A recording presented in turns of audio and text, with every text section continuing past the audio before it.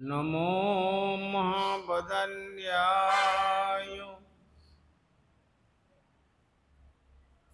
कृष्ण प्रेम प्रदायते कृष्णाय कृष्ण चैतन्य नमने गौरतिसे नमो अङ्गस्यमलिमच्छटाभिरभितमन्दीकृतेन्दीवरम् जड्डञ्जागुडरचिसंविदधतं पट्टं वरस्य श्रियम् बृन्दारण्यविलासीनं मृदिलसद्दमाभिदामोदरम् श्रीराधा स्कन्दनिवेशितोज्जलभुजं ध्यायेम श्रीराधा दामोदरम्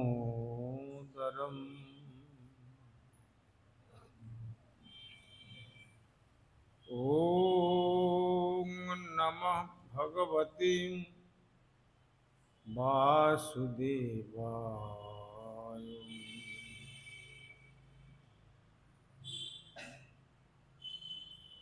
श्रुतिछन्दोगख्या परमं ब्रह्म पूरकम् श्रुतिर्वैकुण्ठखं वदति किल जद्विष्णु सदनम् हितद्दीपञ्चन्यविरलरसिकोऽयं व्रजवनं श्रीनवद्वीपं वन्दे परमसुखदं तं चिरुदितम् श्रीमायापुरं वन्दे परमसुखदं तं चिरुदितम्।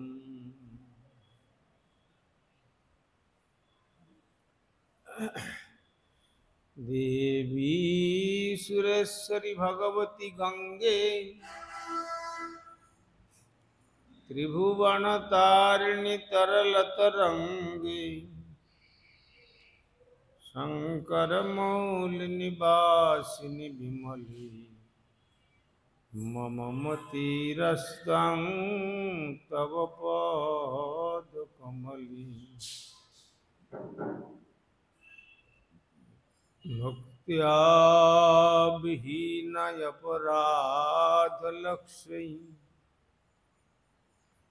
क्षिप्तस्य कामादितरङ्गमध्ये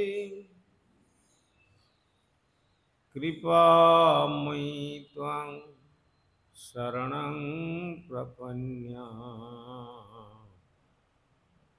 वृन्दे नमस्ते श्रीचरणारविन्दम्।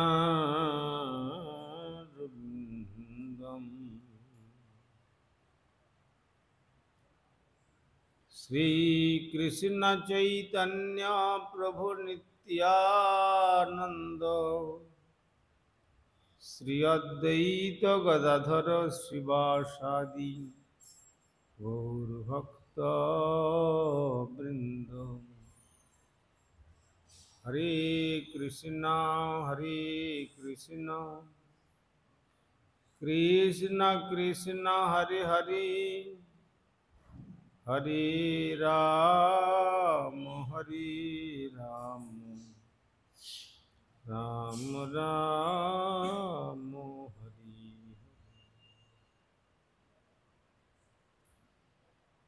श्री गुरुदेव जय प्रभुपाद जय राधा जय गोस्वामी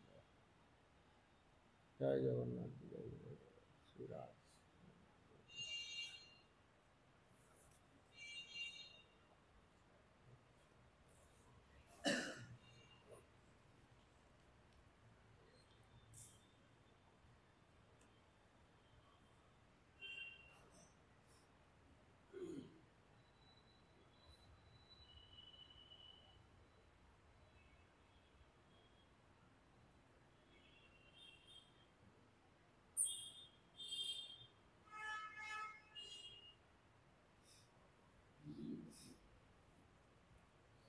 আমরা বিগত কল্য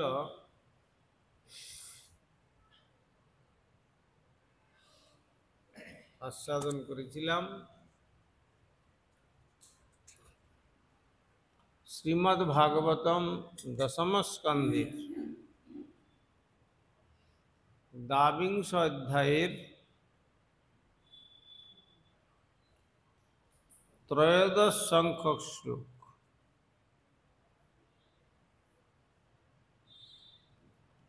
এবং ব্রুবতি গোবিন্দে নর্মনাক্ষিপ্ত চেতস আকণ্ঠ মগ্নাসীতদে দ্বীপমানন তমব্রুবন।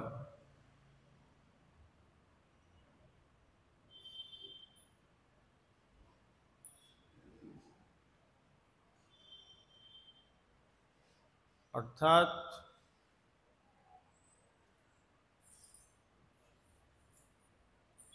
যখন 3 বৎসর থেকে 5ম বর্ষীয় পর্যন্ত ব্রজকুমারিকাগণ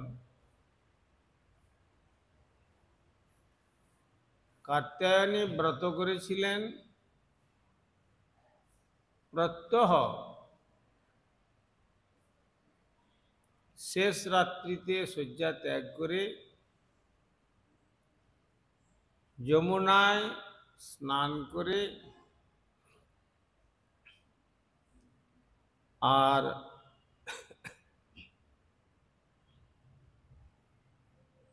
বালুকা দিয়ে কাত্যায়নী দেবীর মূর্তি রচনা করে তারা প্রার্থনা করতেন যে কাত্যায়নী মহামায়ে মহাযোগীন অধীশ্বরী নন্দগোপসুতং দেবী পতিং মে কুরুতে নমঃ।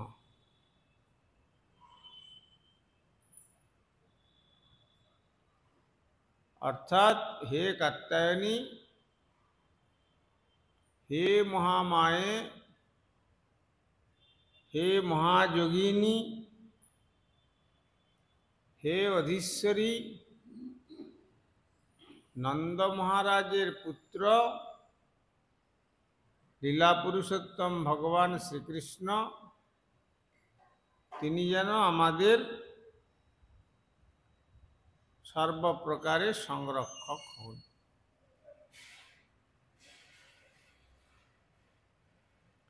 এইভাবে শীতল জলে স্নান করে তারা এই প্রার্থনা করতেন।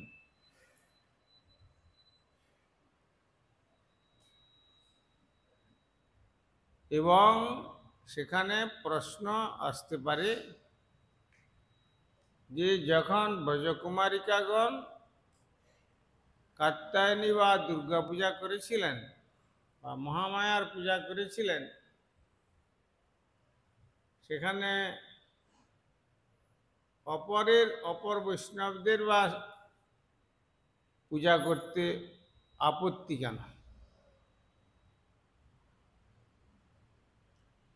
সেখানে বিশ্বনাথ চক্রবর্তীপাদ, বৈষ্ণব তোষণিকার এবং সনাতন গোস্বামী চরণ তারা সমাধান দিয়েছেন যে তাদের শ্রীকৃষ্ণের প্রতি এত অনুরাগ,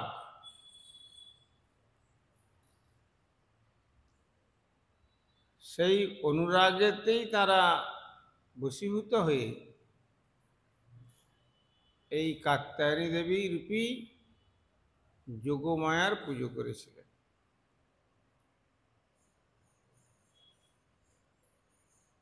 যোগমায়া মহামায়ার তত্ত্ব তো একই জিনিস, কিন্তু যোগমায়া হচ্ছেন স্বরূপ আর হচ্ছে মহামায়া হচ্ছেন তার ছায়া, ছায়া শক্তি। ছায়া শক্তির কার্য মানে ছায়াটি হচ্ছে উল্টো, বিম্ব প্রতিবিম্ব। বিম্বেতে যেমন সোজা দেখা যায়, প্রতিবিম্ব হলে তার উল্টো হয়। তেমনি একদিকে তিনি যোগমায়ার কার্য করছেন, ভগবানের সেবায় যোগযুক্ত করে দিচ্ছেন যারা শরণাগত, আর যারা অশরণাগত তাদেরকে মহামায়া রূপে তিনি দণ্ড প্রদান করছেন। কেননা আমরা দণ্ডনীয় হচ্ছে এই কারণে,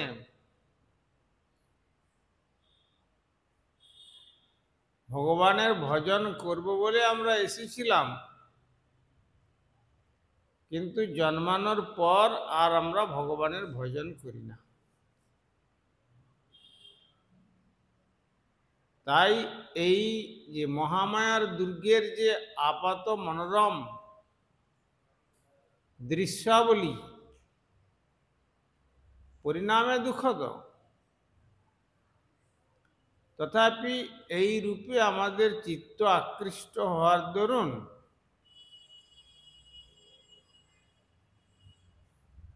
অবিদ্যা সুন্দরী রূপী মহামায়া সেই দোষে মায়া পিশাচি দণ্ড করে তারে, আধ্যাত্মিক আদি তাপত্রয় তারে জারি মারে। পিশাচি পাইলে যেন মতিচ্ছন্ন হয়, মায়াগ্রস্ত জীবের হয় সেভাব উদয়। পিশাচি মানে ভূত, অশরীরী আত্মা। সেই অশরীরী আত্মা যাকে ধরে ফেলে একবার, তখন সেই ব্যক্তি আর নিজের কথা সে বিস্মৃত হয়, নিজের নাম ভুলে যায়, নিজের পিতামাতার নাম ভুলে যায়। কেননা মতিচ্ছন্ন। ঘরে বসে আছে, তাকে যদি জিজ্ঞাসা করা যায় তুমি কোথায় থাকছো, আমি ওই গাছে ছিলাম, ওই গাছটাতে আছে। তোমার বাবার নাম কি? সে হয়তো তার বাবা কাছে বসে আছে, কিন্তু যে অশরীরী আত্মাটার পূর্বে যে বাবা ছিল তার পরিচয় দিচ্ছে। একে বলে মতিচ্ছন্ন অবস্থা। মানে এক ধরনের পাগল।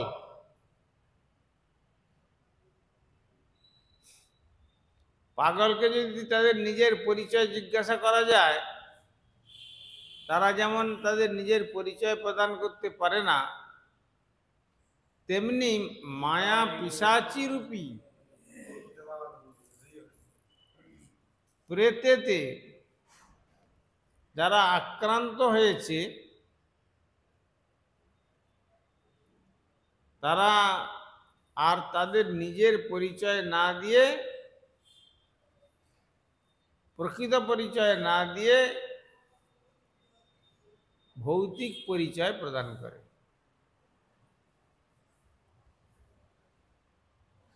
আমাদের প্রকৃত পরিচয়টা কি?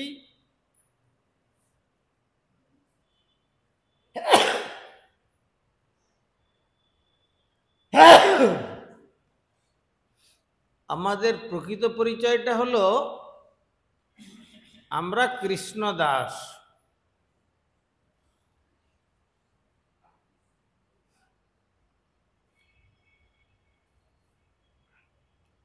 কিন্তু এই কৃষ্ণদাস পরিচয়টা আমরা ভুলে গিয়ে মায়ার দাসত্ব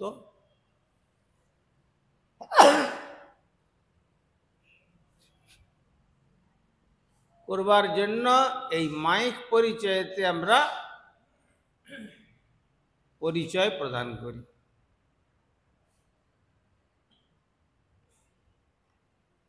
এইটা ভূতাবিষ্ট দশা। নেয়। সেই জন্যই মায়াদেবী অর্থাৎ মহামায়া শাসন করেন। আবার কখনো কখনো দেখা যায় ওই মহামায়া আবার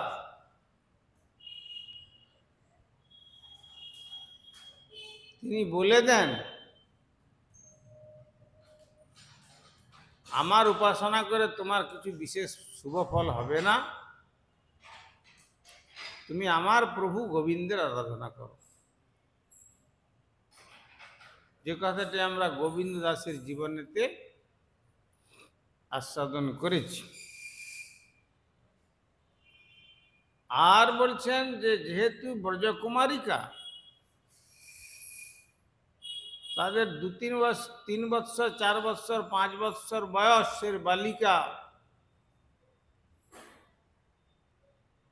তারা কৃষ্ণের প্রতি এত অনুরাগযুক্তা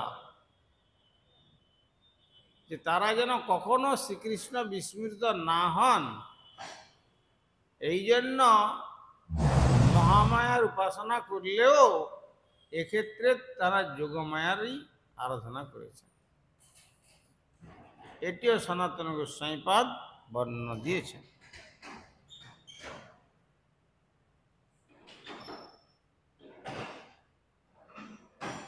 আর এবং ব্রুবতী গোবিন্দের নর্মনাক্ষিপ্ত চেতস আকণ্ঠ মগ্নাসীতদে বেপমানস্তম ব্রুবন। শ্রী গোবিন্দে এভাবেই ব্রজ কুমারিকাগণ বলতে থাকলে তার পরিহাস বচন সম্পূর্ণরূপে তাদের চিত্তকে মোহিত করেছিল। পরিহাস বচনটা কি ছিল? পরিহাস বচনটা ছিল এইটাই যে দেখো, তোমরা এক হচ্ছে ব্রতচারিণী, তারপরে হচ্ছেন যমুনা দেবী, আর সেই যমুনার জলে তোমরা দিগম্বর বেশে স্নান করছ, এটা ঠিক নয়।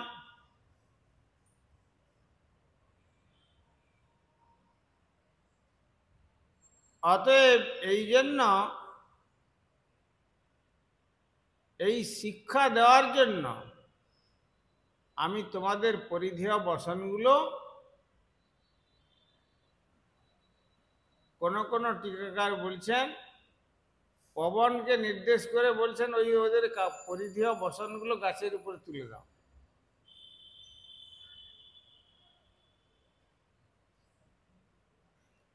ওরা শিক্ষা লাভ করুক যে পূজা পাঠ আরাধনা করতে গেলে মার্জিত জীবনে মার্জিত আচরণের দ্বারা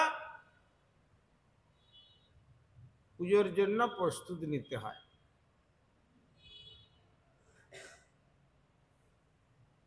এইভাবে নগ্ন অবস্থায় জলদেবীকে অপমান করে কখনো পুজোর পূর্ণতা জীব লাভ করতে পারে না।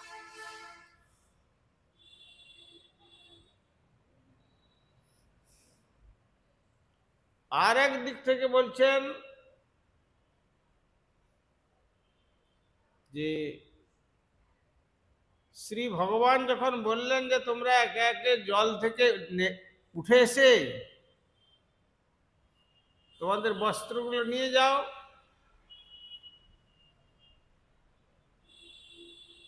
তখন তারা আকণ্ঠ জলের মধ্যে দাঁড়িয়ে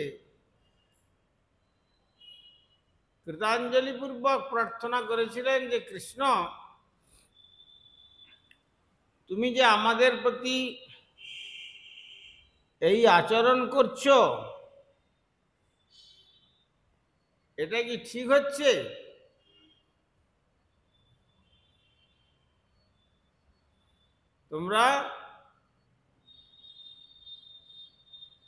তোমার যে এই আচরণ, এটা ঠিক নয়। আমরা গিয়ে নন্দ বাবা এবং মা যশোমতীর নিকট অভিযোগও করতে পারি।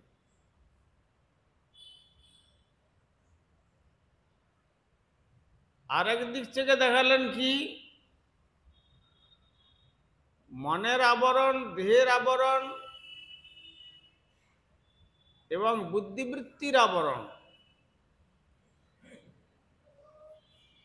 দেহের আবরণ হলো বস্ত্র। যতক্ষণ পর্যন্ত জীব তার আবরণ দশায় বদ্ধ থাকবে, ততক্ষণ পর্যন্ত শ্রী ভগবান তাকে স্বীকার করেন না। তাই তোমরা দেহের আবরণ পরিত্যাগ করেছ,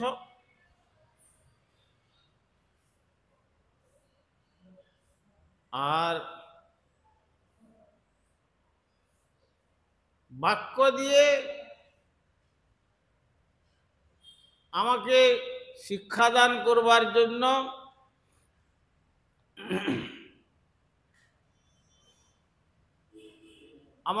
আমাকে বলছো যে আমার এটা উচিত হয় নাই, তাও মেনে নিলাম।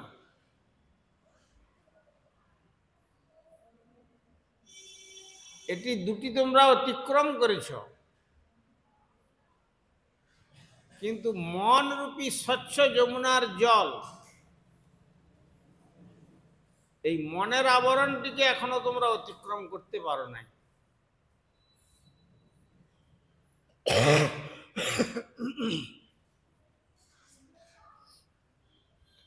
এই মনের আবরণকে অতিক্রম না করতে পারার দরুন জীবাত্মার সঙ্গে যে পরমাত্মার যে মিলন, আমরা পূর্বে আস্বাদন করেছি, মা যশোমতীর দামবন্ধন লীলাতে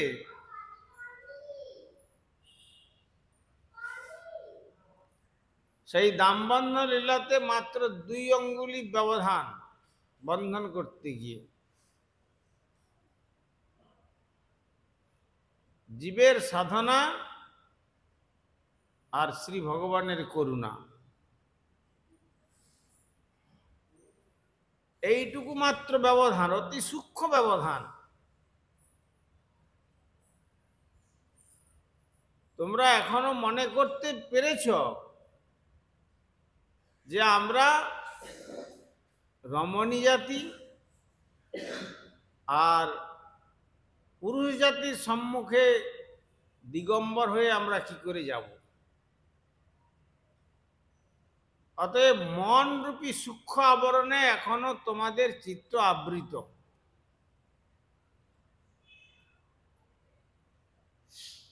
সেই মনকে যমুনার স্বচ্ছ জলের সঙ্গে তুলনা দিয়েছেন।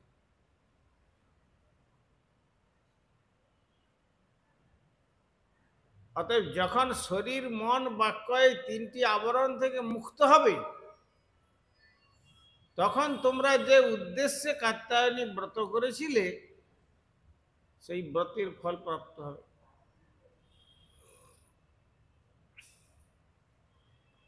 এই জন্য শ্রী গুরুপাদ পদ্ম বলতেন যে রন্ধনশালাতে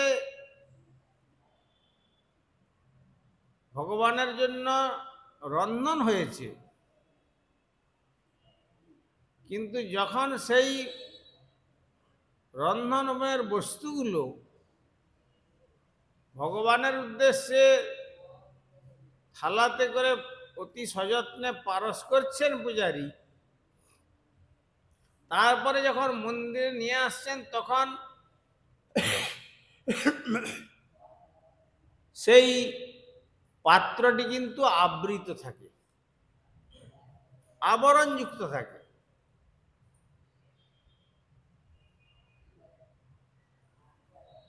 কেন না, যদি উন্মুক্ত আকাশের নিচে যদি রন্ধন হয় তাহলে সূর্যদেব তার দৃষ্টি পড়ে যায়,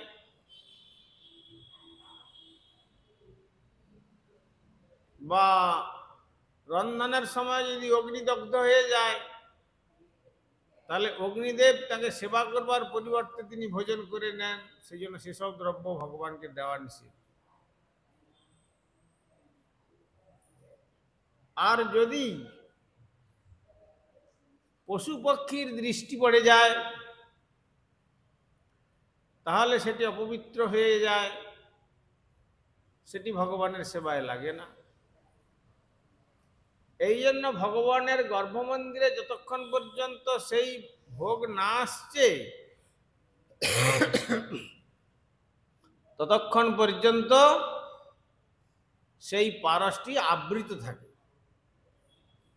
আর যখন ভগবানের ভোজনের স্থানেতে সেই পাত্রটিকে রাখা হয় তারপরে ভগবানের সম্মুখে সেই আবরণ উন্মুক্ত করা হয়। সেই আবরণ উন্মুক্ত করাকেই বলা হয়েছে বস্ত্রহরণ লীলা। জগতের মানুষ এই বস্ত্রহরণ লীলা সম্বন্ধে যে কদর্য ব্যাখ্যা করেন, তাদের কদর্য চিন্তাস্রোতটাই তাদের চিত্তকে কদর্য করে তোলে।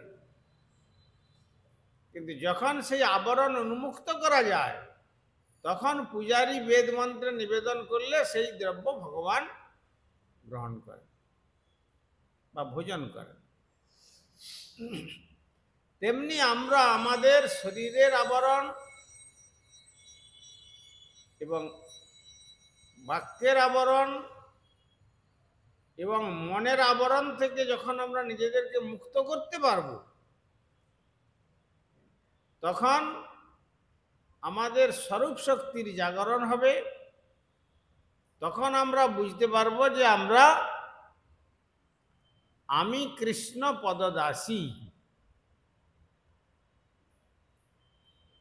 ভগবান শ্রীকৃষ্ণের চরণ কমলের দাসী আমি। সেখানে পুংলিঙ্গ বা ক্লীবলিঙ্গ বা এরকম কিছু কথা আসছে না। একলা ঈশ্বর কৃষ্ণ আর সব ভৃত্য। প্রাথমিক অবস্থাতে জীবের স্বরূপ হয় কৃষ্ণের নিত্য দাস। আবার ভক্তিবিনোদ ঠাকুর বললেন, আমি তো সানন্দ সুখদ বাসী, রাধিকা মাধব চরণ দাসী। সাধনার চরম শিখরে যখন পৌঁছবেন তখন তিনি দাসিত্বের অভিমান আসবে।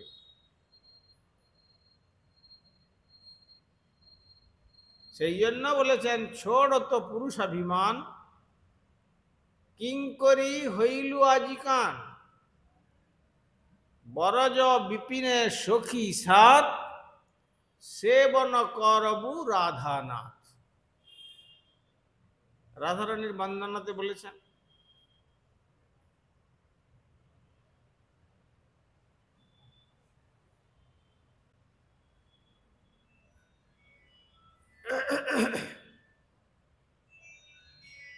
আবার ভক্তিবিনোদ ঠাকুর কীর্তন করলেন,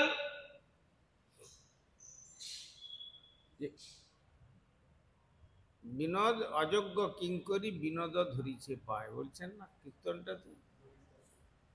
হ্যাঁ, ললিতা সখীর অযোগ্যা কিঙ্করি বিনোদ ধরিছে পায়।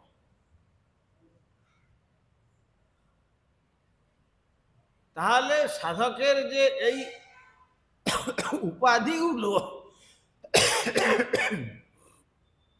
উপাধিগুলো থেকে নিজেকে সম্পূর্ণ নির্মুক্ত করেই ভগবানের সেবায় তিনি নিয়োজিত হতে পারেন। এইটি হলো বস্ত্রহরণ লীলার আধ্যাত্মিক মাহাত্ম্যপূর্ণ তাৎপর্য।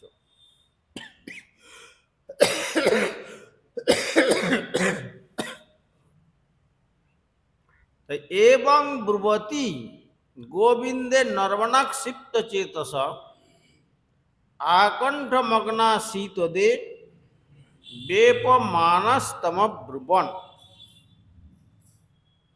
তাই শ্রী গোবিন্দ এভাবেই গোপীদের বলতে থাকলে তার পরিহাস বচন সম্পূর্ণরূপে তাদের চিত্তকে মোহিত করেছিল। শীতল জলে আকণ্ঠ নিমজ্জিত হয়ে তারা কাঁপতে শুরু করলেন।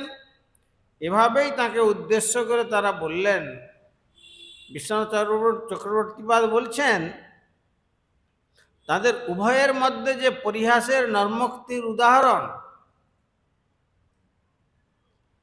হে খঞ্জনাক্ষ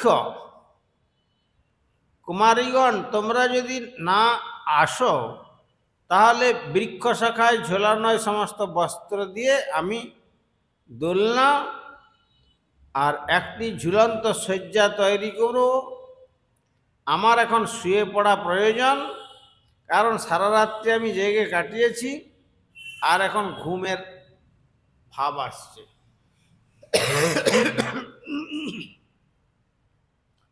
তখন ব্রজদেবীগণ বলছেন, হে গোপাল, তোমার গাভী সকল তৃণলোভে একটি গুহার ভিতরে চলে গেছে, তাই তুমি সেখানে তাড়াতাড়ি গিয়ে তাদের সঠিক গোচারণ পথে ফিরিয়ে আনো। কৃষ্ণ বলছেন, এখন চলে এসো প্রিয় গোপবালাগণ, তোমাদের অবশ্যই এখান থেকে তাড়াতাড়ি ব্রজে ফিরে গিয়ে গৃহস্থালীর কর্তব্য কর্মসমূহ করতে হবে। তোমাদের পিতামাতা ও অন্যান্য গুরুজনদের উপদ্রব স্বরূপ হয়েও না। তখন ব্রজদেবীগণ বলছেন, হে কৃষ্ণ, আমাদের মাতা পিতা ও অন্যান্য গুরুজনদের আদেশে আমরা 1 মাস গৃহে ফিরে যাব না, কারণ আমরা কাত্যায়নী ব্রতের উপবাস পালন করছি। অতএব কৃষ্ণ বলছেন, হে ব্রতপরায়ণা কন্যাগণ, তোমাদের দর্শন প্রভাবে আমারও এখন সহসা সংসার জীবন থেকে বিস্ময়কর বৈরাগ্য ভাবের উদয় হয়েছে। আমি এখানে 1 মাস থেকে নববাস ব্রত সম্পাদন করতে চাই। তাই তোমরা যদি আমার প্রতি কৃপা প্রদর্শন করো তাহলে এখান থেকে নেমে এসে তোমাদের সহচর্যে উপবাস ব্রত পালন করতে পারি। কৃষ্ণের এই প্রকার পরিহাস বচনে ব্রজদেবীগণ সম্পূর্ণরূপে মোহিত হয়েছিলেন, কিন্তু তথাপি লজ্জাবশত তারা নিজেদের আকণ্ঠ জলে নিমজ্জিত রেখেছিলেন। শীতে কম্পিত হয়ে তারা কৃষ্ণকে এইরূপ উদ্দেশ্য করে এইভাবে কথা পরপর বলে চলেছিলেন। বঞ্ছাকল্পতরুভ্যশ্চ কৃপা সিন্ধুভ্যৈব চ পতিতানাং পাবনেভ্যো বৈষ্ণবেভ্যো নমঃ।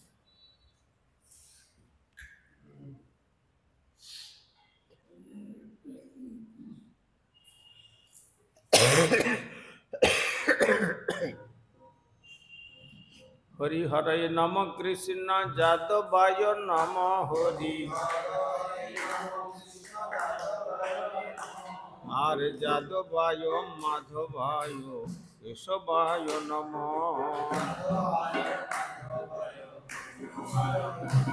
আর গোপাল গোবিন্দ রাম শ্রী মধুসূদন, আর গিরিধারী গোপীনাথ মদন মোহন,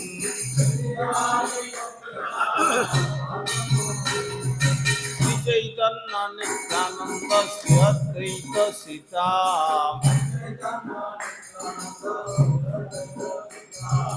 হরি গুরু বৈষ্ণব ভাগবত গীতা।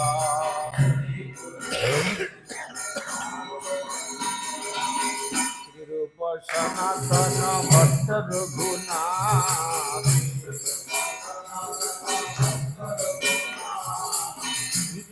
গোপাল ভট্ট দাস রঘুনাথ,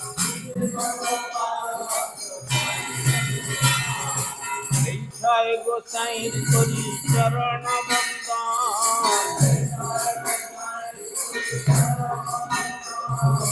যাহা হইতে বিঘ্ননাথ অভীষ্ট পুরাণ, এই ছয় গোসাই যার মুই তার দাস, আর 10 বারে পদরেণু মোর পঞ্চগ্রাস,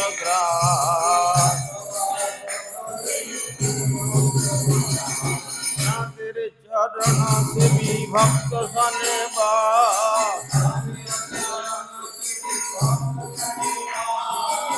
जन्म जन्म है अभिलाष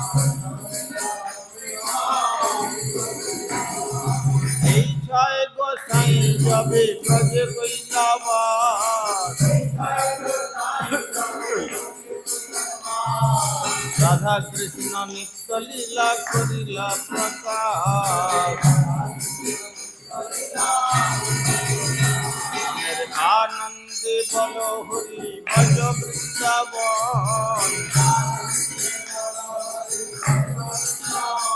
आरती गुरु वैष्णव पदे मजलिया मान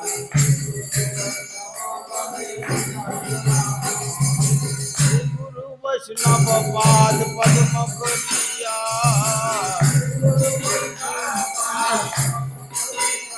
हरि नाम संकीर्तन कहे नरोत्तम दास हरे कृष्ण कृष्ण कृष्ण हरे हरे हरे राम राम राम हरे हरे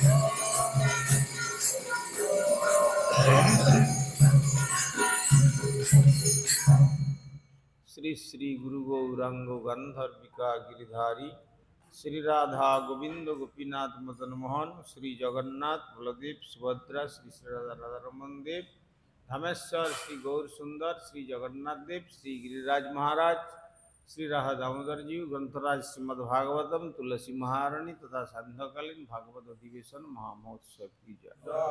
परमाराध्य श्री गुरुपाद पद्म विष्णुपाद श्री श्रीमद् भक्ति कुमुद संत गोस्वामी ठाकुर की जय।